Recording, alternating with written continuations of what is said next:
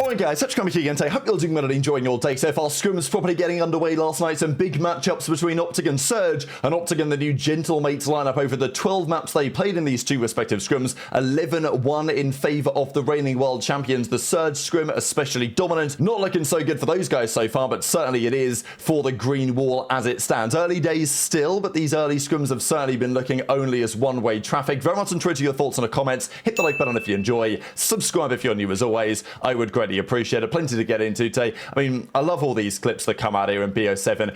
Like this, the way that he takes this gunfight here, you wouldn't be able to take a gunfight like this in recent CODs, and even in some of the jetpack games it'd be kind of difficult to do, but he hits the wall bounce and absolutely slabs a guy. That is what BO7 is going to be seen this season. Now, last night we had the Esports Awards went down for some of them, and well, we saw a couple of very key moments here, such as an inductee into the Lifetime Achievement Awards in the world of, well, just esports in general, but certainly from an FPS perspective. Formal was officially inducted in last night. So I thought this was a really cool moment, actually, in terms of FPS, controller FPS at least anyway. You know, there's no one that's done it like Formal, I think, on the level and the scale that he's done it. I thought they put together a great piece of content here, really celebrating Formal's time and his legacy in Halo, then to Call of Duty, back to Halo, the success that he had there. And look, maybe there's more to come. We know that Formal hasn't made a definitive statement that he's done forever. He's never coming back. He's just going to sit on the watch party with Scump and have a good time all season. It's very difficult to get this guy away from something competitive, and maybe we'll see any of that going forwards. Maybe we won't. But if it is Formal done in terms of competing, then it's quite the legacy that he leaves. And I thought it was a great moment for the Esports Awards to do exactly that. As we see it, a new inductee into the 2025 Lifetime Achievement Awards in esports. Effectively, it's like Esports Hall of Fame. Formal officially joins the party. We also got last night confirmation as to the Esports Breakthrough Player of the Year, and the champion of this goes to none other than Mercules. Now, this should come as really no surprise. It was going to be difficult for anyone to match what Mercules did last year across all other esports. Of course, there were always going to be challenges, new players on the scene.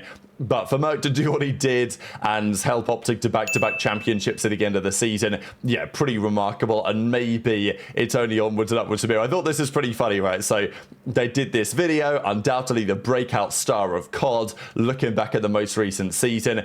And then they sit down with Mercules like he's been held hostage here. Look at this guy. So, and he gives a nice little statement to the camera anyway. So I thought that was all rather funny. But we'll talk a little bit more about these guys in a second here, because they played in some practice scrims last night. We also got some talk on the map set. So we discussed this yesterday, what's currently going on, what maps are being played, what are they trying out. There are still a few ideas. Nameless says, why are pros playing Colossus over Exposure Hardpoint? Need a real explanation. Now, Colossus is an interesting map. I think for Search and Destroy, it's fine. Exposure is, again, it's acceptable. I don't love it by any means, but it's not bad. It has some vibes of some decent maps in the past. It reminds me a bit of, I want to say, like Crusher from Infinite Warfare, something like that. One of those maps that it's like, you know, it's not very memorable, but it is what it is. And it's got kind of like some Black Ops 4 Arsenal frequency type of vibes with the map design and stuff as well. We've seen maps like it before. Envoy, though, says Colossus has got to be in over Cortex, not Exposure. So this is the big debate. I think everyone is kind of in agreement that Raid is probably not going to go anywhere. I know that some people don't love Raid. Well, I mean, no one dislikes Raid. But the point is we've seen it loads of times before. So I understand why people are like, oh, well, maybe we want different maps in instead. I do get that. But equally, we've not had Raid for a few years now. So bringing back Raid, I think, is personally no issue. To be honest, if we had Raid every single COD title, I don't really think I'd be complaining about it. It's just so fundamentally sound. And in this game, it looks different as well, right? With all the visual changes they've made. So I'm pretty happy with that to stay. I think there are some questions about Express, You know, because Express is a solid search and destroy map, but I don't believe personally it should be in the pool the whole year. I don't mind if it starts out in the pool, but we've got maps like Standoff and Meltdown coming in.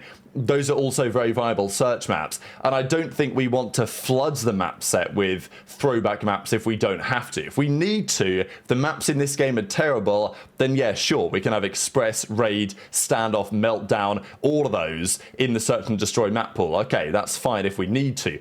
But if we don't need to, you know, I'd prefer to have maybe one throwback map that rotates in. So maybe Express starts the season in the search map pool, then we swap it out for Meltdown, maybe we swap that out for Standoff in due course when they arrive into the game. We'll see. But, you know, I think it's good to have maps that define a certain game if they're good enough to do so. Colossus for search may be one of those, but in the respawn modes, it's Scar, it's Den, those are kind of considered to be the top dogs really. Of course, it's Raid.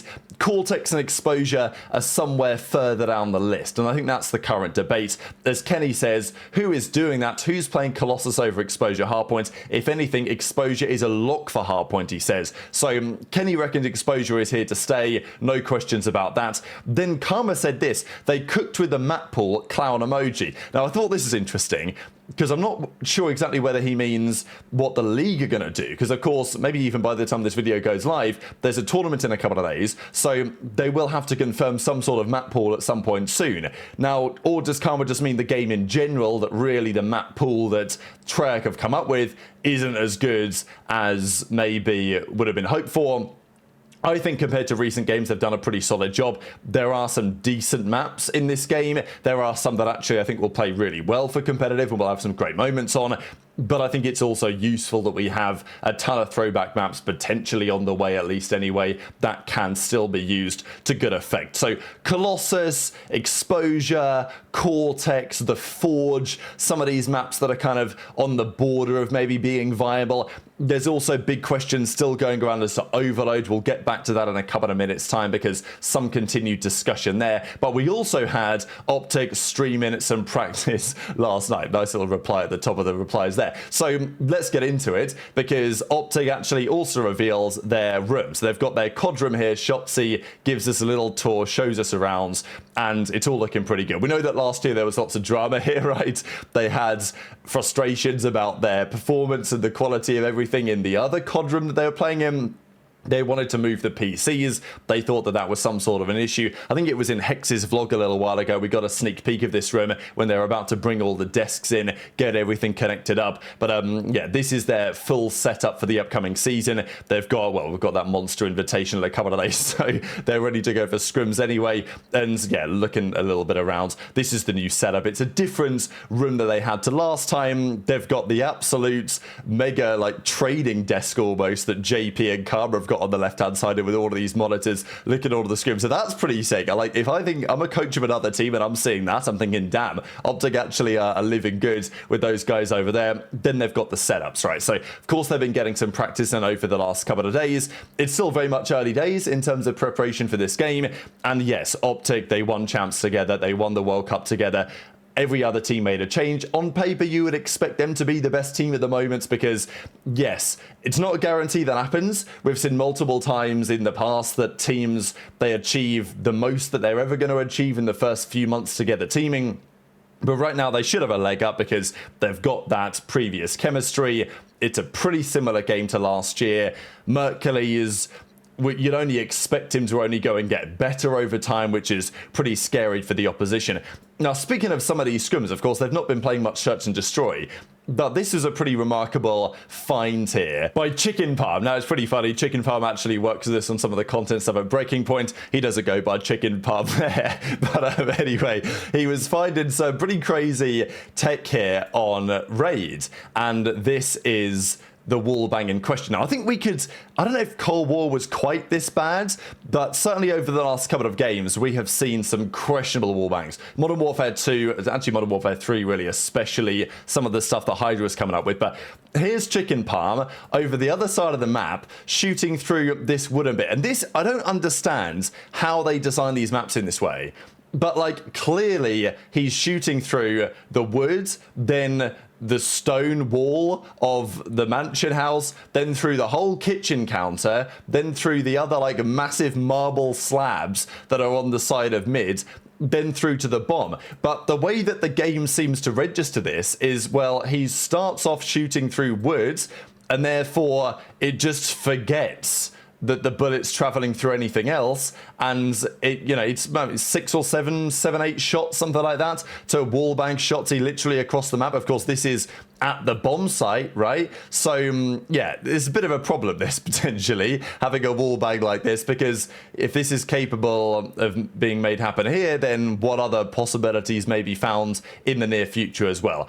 But the scrims got underway last night, and we saw them play Surge, first of all, and as soon as I saw they were playing Surge, I was like, oh my god, here we go. I will share this clip for you guys now, actually, because it doesn't want to load on Twitter. My god. Holy fuck. So Surge are always going to have a pretty tough time in this series, in this scrim set. They are probably the worst that they're ever going to be right now, Surge. We know that they've tried to form a team with some upside. Legend's not having a great time early doors, but like if Legend was absolutely frying right now, then you would probably expect that this guy's going to become the greatest ever, given that he's just picked up the 6. So yeah, he's going to have a hard time early doors. Hopefully that will change in terms of the competitiveness of that team, but they were getting slapped around a bit. This was Mercules 39-20, Shotzzy, Huke, Dashy. We then had this map, Mercules again 45-19 on this one, 250-185. This time it was on the Scar. This was the exposure. This was the Scar. This was the raid, 250-124. I mean, Merc was putting them in a mixtape, like this 33-10. Like every map this guy was world starring. Then there was a 250-164. There was a 250-86. This time was on the Cortex. This time it wasn't actually Mercules top of the scoreboard. It was Dashy 33-12. And yeah, it's eliminations to deaths, right? So take it with a pinch of salt. This was one of the earlier maps. They played 250-59. They threw them, yeah, in the 60-point club. It wasn't pretty. The other scrim they played was against the Gentlemates. Now this was more competitive. This was actually to 164. They lost this one, 247-250. This, as you can tell, is on the raid. It's kind of difficult to tell what all of these maps are from the zoomed out blurred camera, especially not being too familiar with everything immediately. But yeah, the point is that 250-222, they scrimmed all the maps. Here we are on Den, 250-237 this one was. There was a 250-198 on the Colossus, and then there was 250-148 here as well to close things out. So they played, yeah, the Cortex, they played Colossus, they played all those maps we've talked about. So yeah, pretty much raid, they lost to Gentlemates, then there was probably Den, Scar, Colossus, Cortex, and what, Exposure. Pretty sure that's the map pool that they're currently looking at anyway. So we'll see what time says on that one. But yeah, OpTic turn up 11-1 on the first day. It's looking pretty good for the green wall right now. The last thing to say is just on overload. So a couple of ideas here. EasyMac actually came up with an idea on what to do with overtime, because this used to be a thing in CTF and in like Uplink, for example, when at the end of the game, if you're leading, you just grab the portal or you grab the device, you run it back to your own spawn and you just protect it, right? Which is a bit cheese. So there is an argument that for the last kind of like half a minute or for the last minute of a game, the clock doesn't go down if someone's holding the device, maybe, and then maybe when they score, kind of it like ends if it did tick under the minute mark or something like that. Maybe it's just when it comes to the end of the game, then like if you're still holding the device, then you're still allowed to keep going maybe. So at least if it's a 2-point game or 1-point game, you could maybe still make something happen. It's an interesting idea. Scrap still isn't convinced. He says, we can be a 1-gun meta, I don't care. Overload being a game mode is 10 times more of a problem. Honestly, one of the worst third game modes to play in my opinion. So it's still very early days, but there are certainly some players.